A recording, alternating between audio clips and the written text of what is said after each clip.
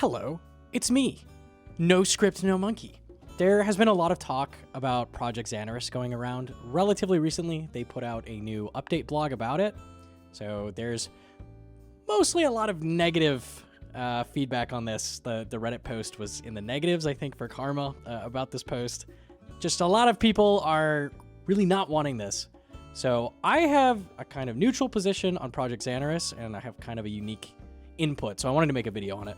If you're like, what the heck even is Project Zanaris? This project will let you create and customize your very own world to experience the old school RuneScape you want to play. They are trying to make paid private servers that hosts can pay for and then allow other people to join into that also have membership. Right now, they're working on the groundwork for getting basic like parameters set up so that you can go in and mess around with stuff in a private server. So I'm just going to go through this news page and then kind of give my input like after. They said, since their previous update, the team has been exploring, discussing, and developing different elements of the core tech. We will need to ensure the community worlds function correctly while keeping an eye on all your discussions.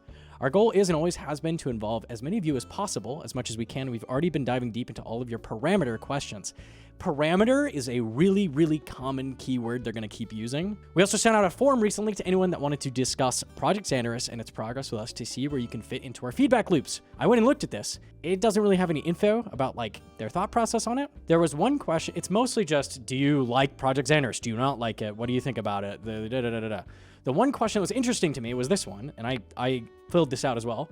If there was one parameter you would like to see when Project Zanaris launches, what would it be? And also say, please don't include XP multipliers, drop rate modifiers, or any version of custom content, such as custom quests, bosses, NPCs, etc. My response to this is modding tools, and we're going to get into that. But they keep saying parameters, and they keep implying that they're going to custom code all the stuff that these server hosts are going to have access to. They are going to put all this in by themselves, and I think they're going about it the wrong way. But that was what there was from the feedback. There's really not much. They also had a Discord call where they were taking questions. It was kind of like a 2-hour podcast they had. This is unlisted, but you can still go look at this. I looked through this as well, and it's mostly like, hey, can you guys do this? And they said, yes. And that's basically the whole thing. It's just like, can we do this? Yeah, hopefully. Yeah, hopefully. Yeah, hopefully. Yes, we can do this. Yes, we can do this. But at no point, what I was looking for is at no point did they mention scripting. They didn't mention modding. They didn't mention anything custom, anything like that. They only mentioned features that they are capable of implementing. So that was what I garnered from this. So let's go through the page. Like, what are they talking about this time? Region locking. Okay, so they're offering the feature of region locking. One of the most exciting features we've been investigating recently is region locking. For those unfamiliar, region locking takes form in a few ways, whether via self-restricted rule set, such as Settled's Swampletics, Jeoparite's Northern UIM, and X-Rakine's Deserted series, or from official limited game modes such as Leagues. We believe that allowing you to deploy region restrictions is going to enable some of the most interesting community world ideas, spanning from servers dedicated to those previously described rule sets, all the way to ideas we haven't even seen yet. Basically, they're capable of giving you region locking, okay? So they're working on this feature. That's what they're going to do. Highlighting previous discussions. Well, there have been some very productive... This is very important. There have been some very productive discussions, both on socials and when we've hosted our Discord stages calls. We know these don't get as much widespread attention as our news posts, so we thought it'd be good to go through some of the key areas, okay? Before we dive in, something we have clarified in both previous stages is that we are not ready to discuss any elements of monetization. Okay, this is really important to me, including server costs. The team are actively looking into this area, and once we are all ready with all of the information, we will happily share all of the necessary details.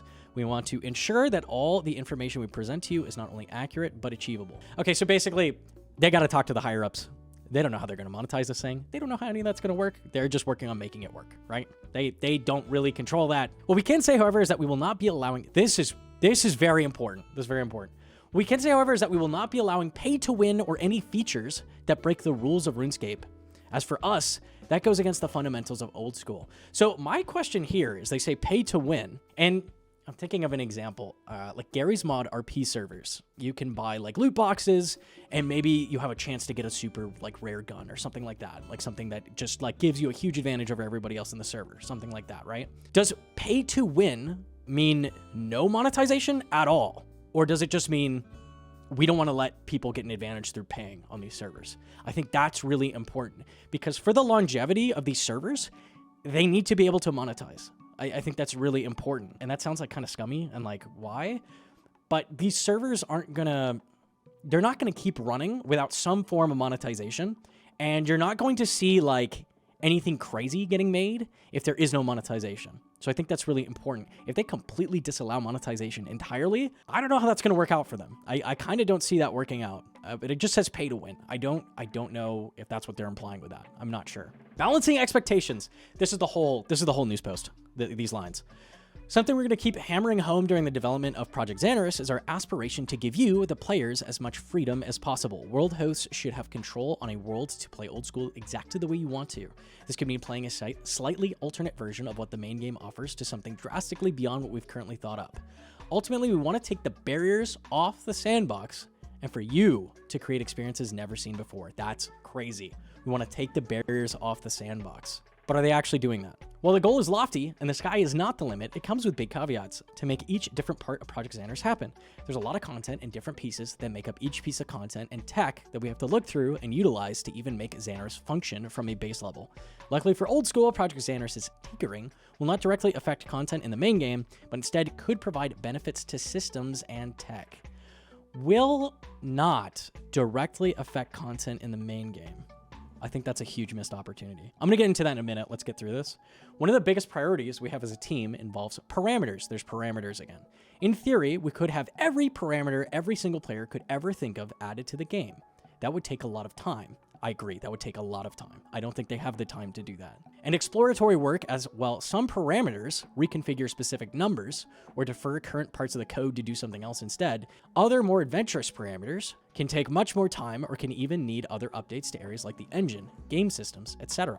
Balancing what parameters we include first has been one of the biggest next steps for the team, but one that isn't a straightforward task as we have so many different players and playstyles. Outside of parameters, we know plenty of you want the ability to create custom content, whether that be, okay, obviously the biggest appeal is private servers coming up with new bosses, new game modes, new things, right? That is the main appeal. That is what people are like, yes, that sounds amazing. That is what I want, okay? So that's what they're talking about.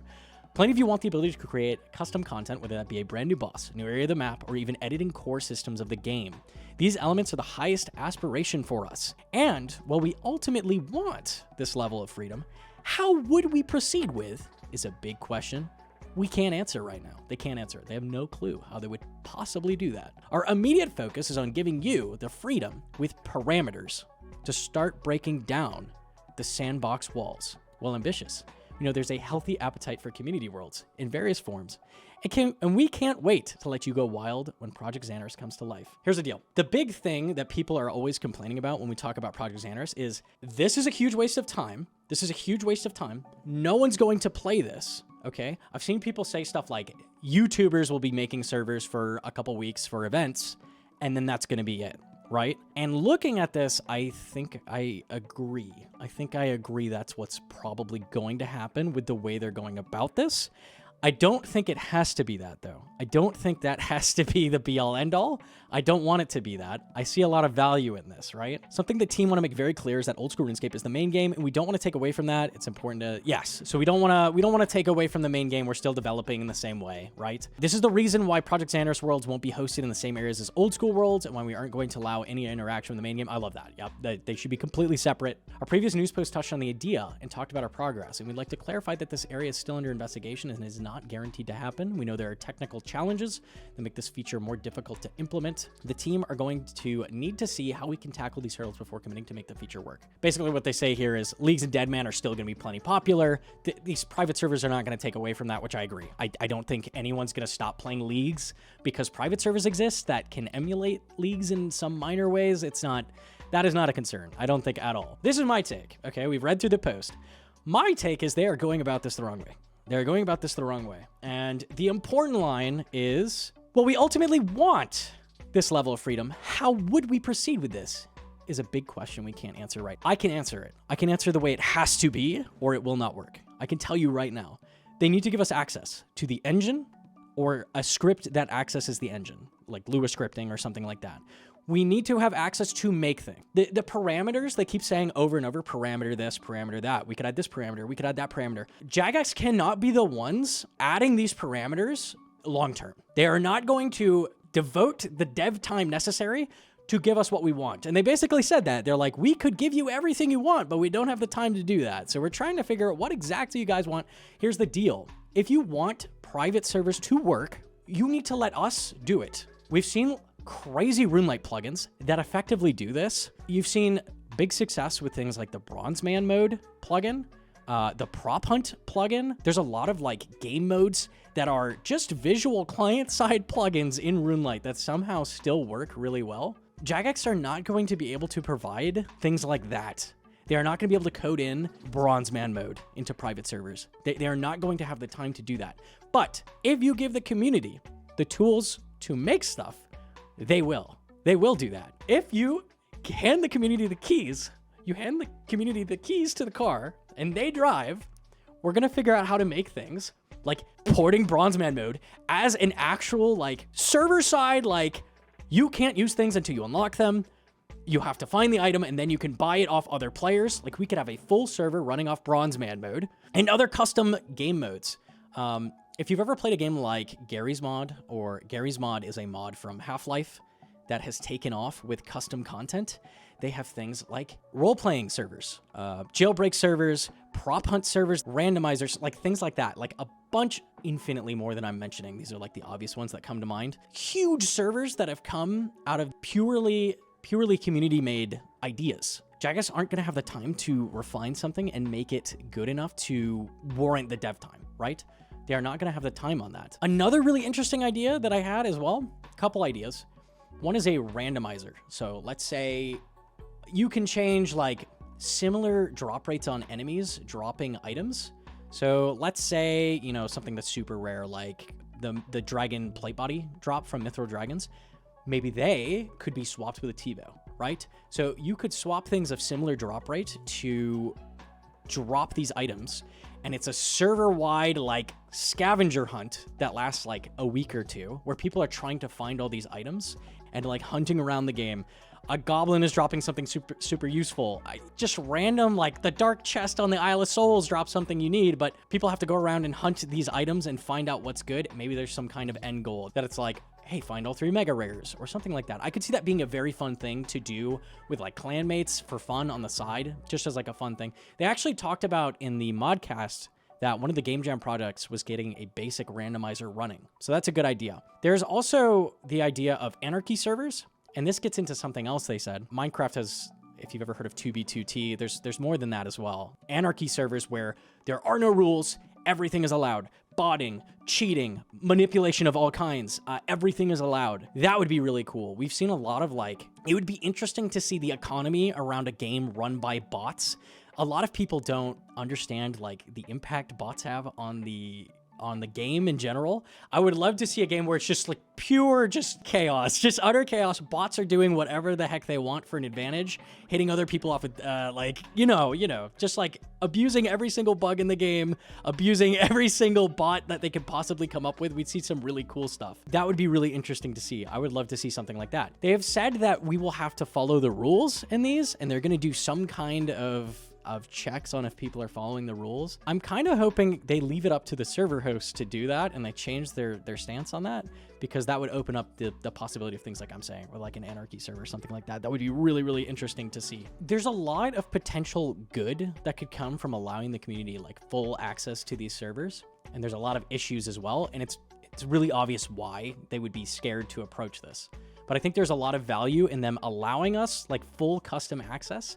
So there's things like super cool custom bosses that people have made from the ground up. If some of these were super clean, I've heard of a lot of other games seeing a mod that is of such high quality that they end up hiring this team on, refine it even more, and then just add it to the main game. Binding of Isaac is an obvious one I can think of, where there was a huge like overhaul mod that just became DLC after they hired the team and they cleaned up the balancing, which was like the big issue with the mod. If we have these teams making some crazy bosses, maybe the attacks do too much damage, maybe they're too crazy for the main game, but they can then take these and work on them, and for a low amount of dev time, we can get some really, really cool bosses added. And then things like game modes, like Bronze Man mode, that kind of thing. Maybe they add enough code that Jagex has something to work with, and maybe something like Bronze Man can get added to the main game as well. Without taking like a ton of dev time, they can polish something up and get something added that a lot of people are going to interact with.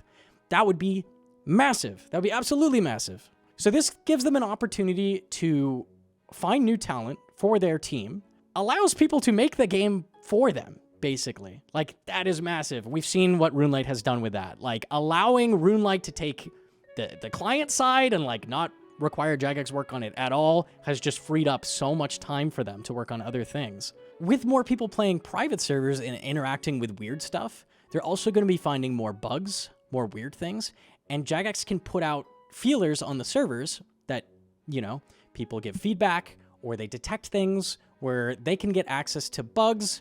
Basically, they just have an opportunity for more data that allows them to fix things that, you know, hamper the game. So it's an opportunity for them to get more info.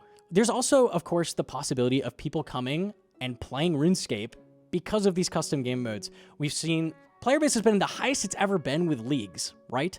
Imagine if some cool custom game is getting talked about, right? In news posts and that kind of thing. Ooh, everybody's playing this new private server. They have this new game mode. It's really cool. A lot of people are coming back to play it. This could bring a lot of people back. They're like, oh, I've heard of RuneScape. That sounds cool. I'm interested in coming back and playing. I don't know if it's going to be like insane success like Leagues is, but I could see it. I could see it being like something that brings people back. Like, oh, okay. So it's like RuneScape, but with this twist. Because that's what a lot of people are coming back to Leagues for. They're like, oh, it's like RuneScape, but it has this twist going and it's temporary. Okay, cool. I'm going to go try RuneScape again. All right, perfect. Of course, there's a lot of negatives to relinquishing control of the game and opening the floodgates, okay? There's a lot of problems that get opened up. First of all, if you have just straight up access to the code, there's the possibility of people finding in-engine really, really bad exploits. Things like, you know, dupes, I don't know, bugs that cause invincibility or server crashing, you know, that kind of thing. Massive, massive bugs that you could find by looking through the, like, actual code. Because right now, we really don't have access to any of their code. We don't. The things that we know from, like, testing things and things like RuneLite plugins that provide data. We'd never get a glimpse into the actual code of the game. So if they provided that to the players, maybe things like bots become more of a problem. Maybe bots are finding a way to get around things. Maybe we're finding exploits that are glaring, like really, really, really bad, right? Always a possibility.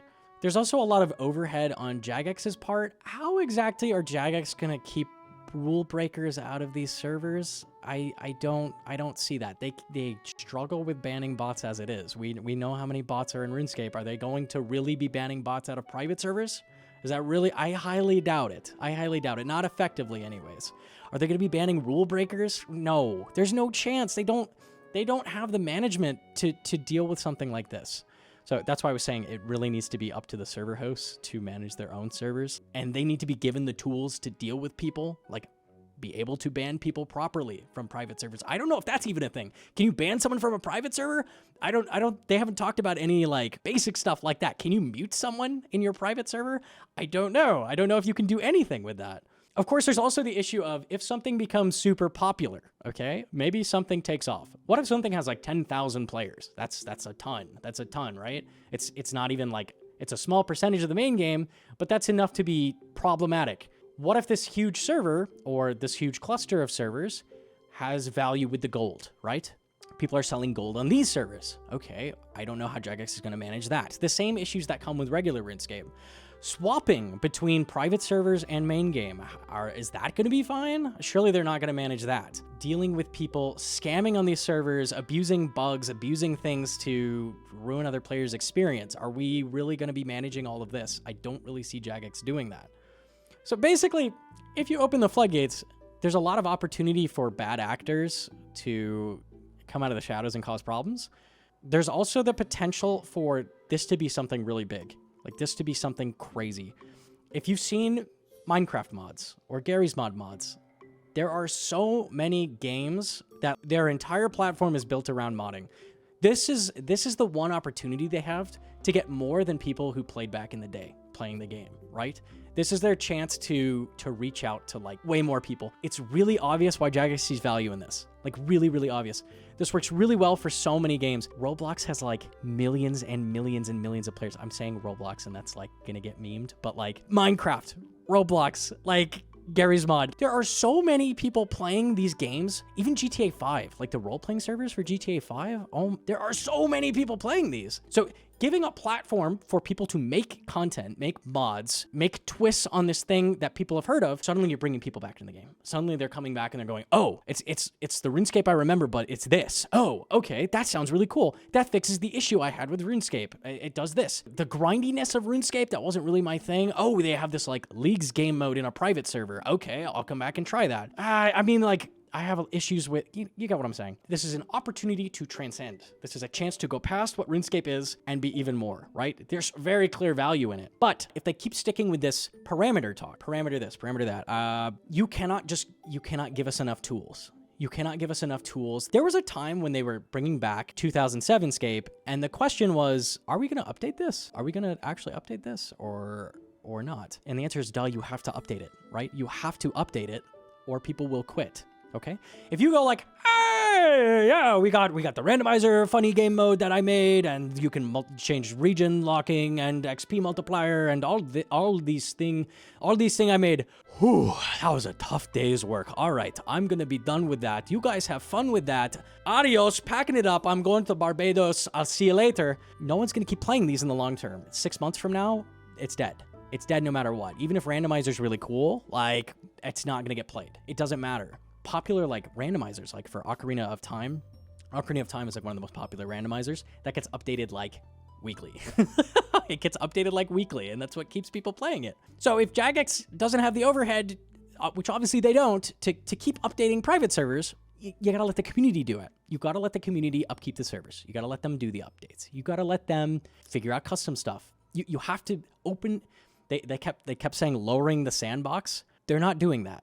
What they're doing currently is not getting rid of the walls of the sandbox. They're changing the walls. They're maybe making it into a bigger sandbox that has more options, but it's not freedom. This is not freedom. They keep talking about our greatest goal is to give you guys player freedom. This is not it. This is not it. And what they're going for is not it. And I get the idea of wanting to get boots on the ground. I want to get something running, and then we'll do the stuff that we should be doing. But you know what? In this case, you gotta start with the right plan in motion. You got to start knowing that people need these custom tools. You can't think about this later. The whole core of the thing needs to be that people need modding tools. We need access to scripts or access to modding tools or access to the code, something like that, for this to work. If Jagex is not willing to give us that for whatever reason, then don't do it, right? That's my take. Do it right or don't do it. I cannot picture Project Zanaris working if they don't give us custom tools.